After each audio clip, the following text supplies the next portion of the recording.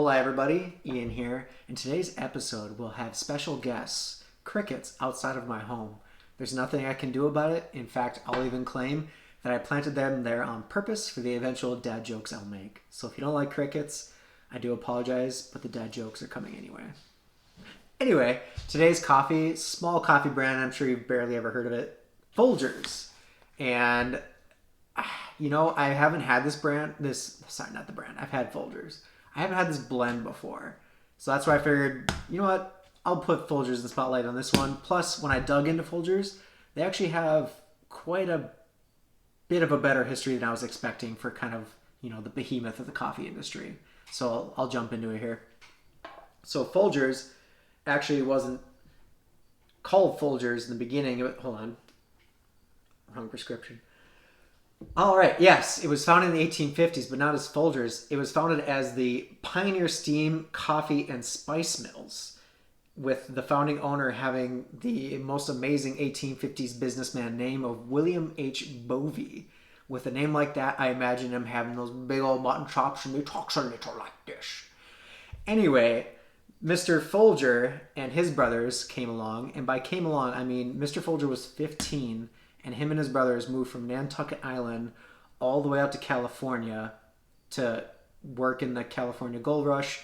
And boy, I mean, when I was 15, me and my brothers were playing Halo. So I'll admit, Mr. Folger's got that one on me for right now. Him and his brothers folded on, made it out to California, and he worked for Mr. Bovee, was able to build up money to buy into the company, and then Mr. Folger, took off to take part in the gold rush. And that's probably where he figured out that in a gold rush, you don't make your money gold mining, you make your money off of the miners. So he was selling his coffee, he was making his money, and he was able to buy out the other partners of this originally named company and then create the Folgers company that we all know today.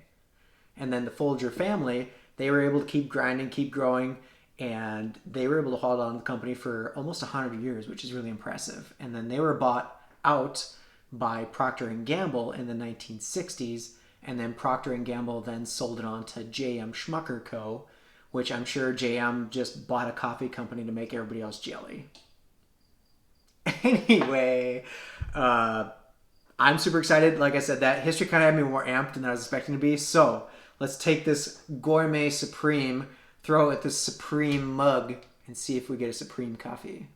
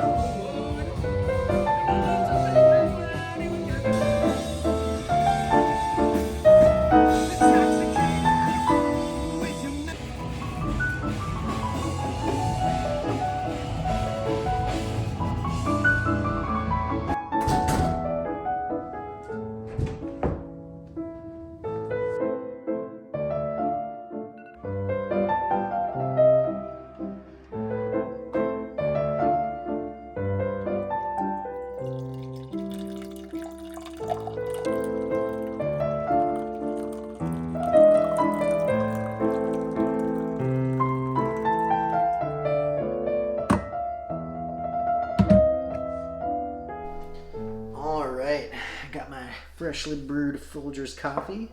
And before I jump into the review of the coffee itself, why did I pick this coffee? So I actually grew up in a Folgers household, but we always had the classic roast. So this will be the first time I'll ever had this Folgers Gourmet Supreme.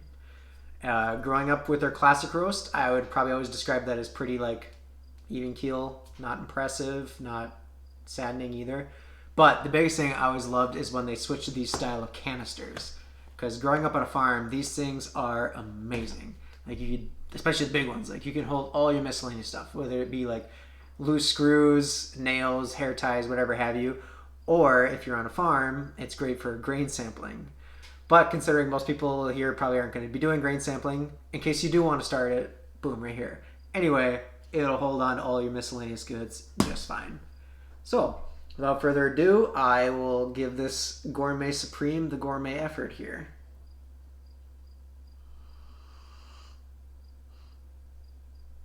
Smells like, it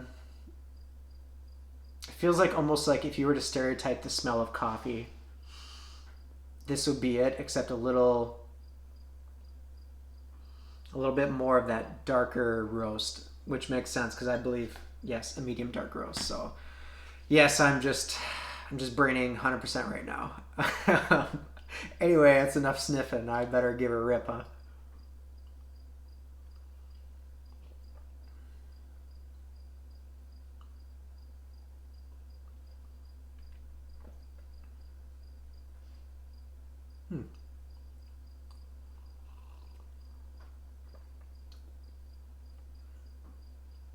Yeah, that was pretty easy to figure out.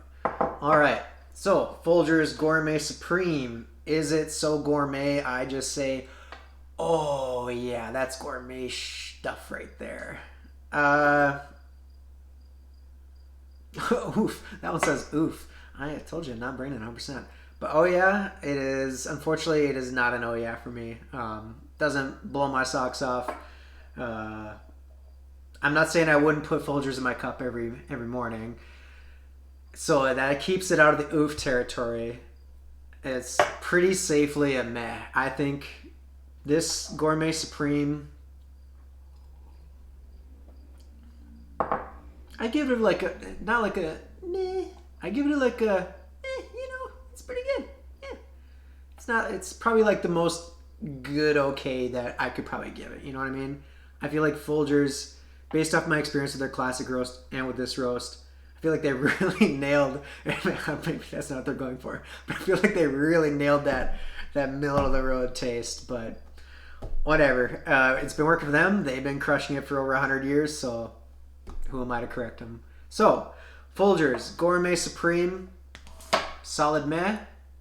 Yeah, I'd say give it a try. If you have tried it yourself, or if you want to try it, feel free to leave a comment below on what your thoughts are or what you're thinking.